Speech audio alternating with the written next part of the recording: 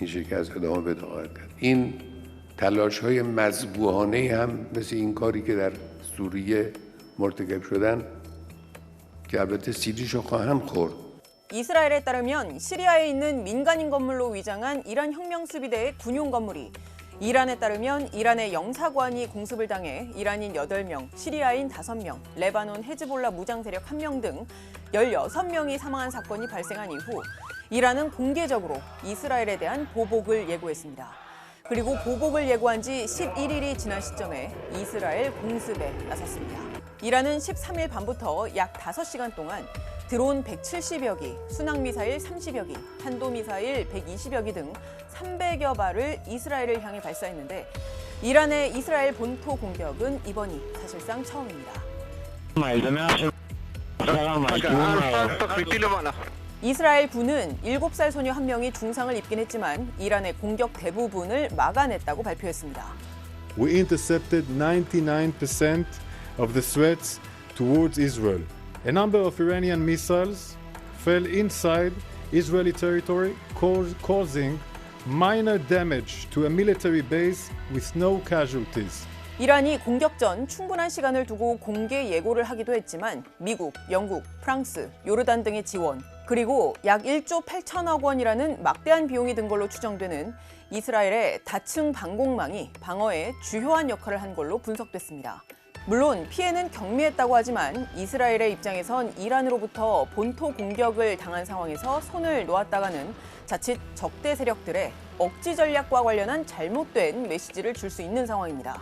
영리한 대응을 강조한 네타냐후 총리는 물론 전시내각회의에서 비교적 온건한 의견을 내놓은 걸로 알려진 야당 국가통합당 대표 베니 간츠도 보복 자체에는 이견이 없음을 확인한 만큼 이스라엘은 언제 어떤 형식으로든 보복에 나설 거란 전망이 우세합니다. אנחנו נבנה קואליציה אזורית ונגבה מאיראן את המחיר באופן ובזמן שנכונים לנו.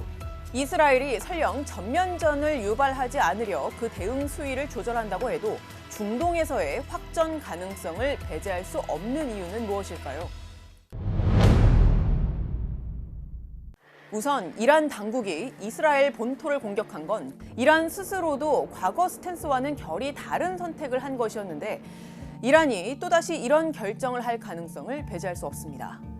이란은 과거 자신들이 직접 나서지 않고 하마스, 헤즈볼라와 같은 대리 세력을 앞세우는 형식을 택해왔습니다.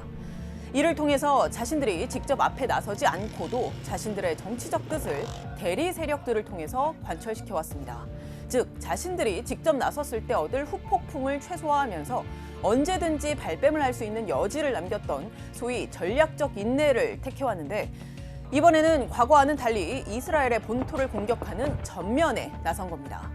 이는 이란의 셈법이 과거와 완전히 달라진 결과일 수 있다는 게 전문가들의 분석입니다.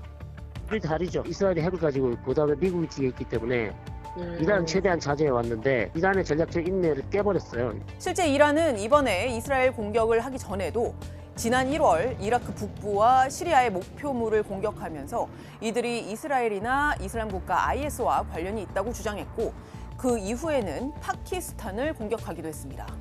이란의 한 고위 관계자는 지난 14일 소셜미디어 X에 전략적 인내의 시대는 끝났다며 방정식은 바뀌었다라고 썼습니다.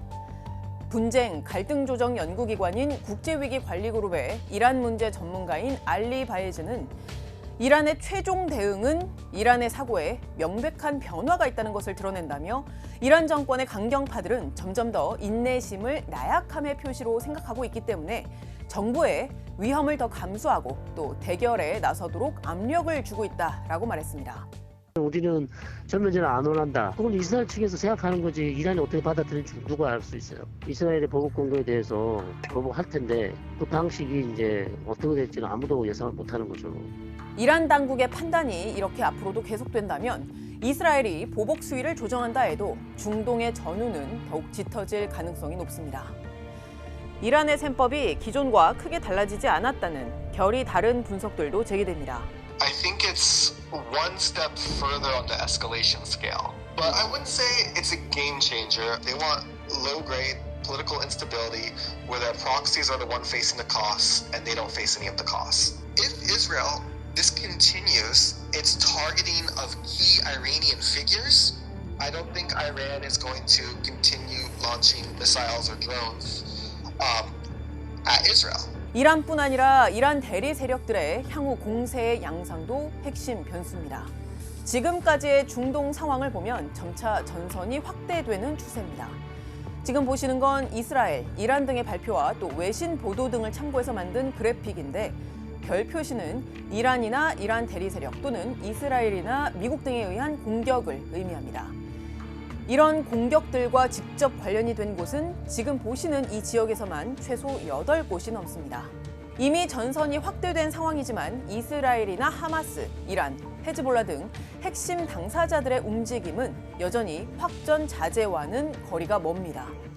당장 이스라엘도 이란의 공습을 받자마자 보란 듯이 이번 이란의 공습에 가담했던 레바논 무장정파 헤즈볼라의 군사시설을 공격했습니다. Israel is devoting huge amounts of resources to try to avoid civilian casualties stemming from Hezbollah, not to mention huge amount of military resources. This is just not a sustainable situation for Israel. 이스라엘 네타냐후 총리는 이란의 공습으로 오히려 가자지구 공격에 대한 비판 여론이 상대적으로 잠잠해지고 비판적인 시선이 이란에 더 쏠리는 결과를 얻게 됐는데 향후 미국을 비롯한 서방 등 국제사회의 요청에 얼마나 협조적으로 나설지도 핵심 변수입니다. Hezbollah continues to fire missiles and rockets and drones. This is creating an unsustainable situation for Israel. So will all this international support and diplomacy actually translate into actions that restrict Iran from doing this? I doubt it. So in the long term, I don't know how much that's going to change the actual situation. But in the short term, I do think it provides somewhat of a restraint. 이란은 일단 체면은 살렸고 또 이스라엘은 방어에 성공했으니 이쯤에서 서로 멈춰라 이렇게 이야기하는 게 국제사회의 주문인데 이스라엘로선 추가 공습에 나설 가능성을 배제할 수 없다는 분석도 나오고 있습니다. 지금까지 뒷백이었습니다.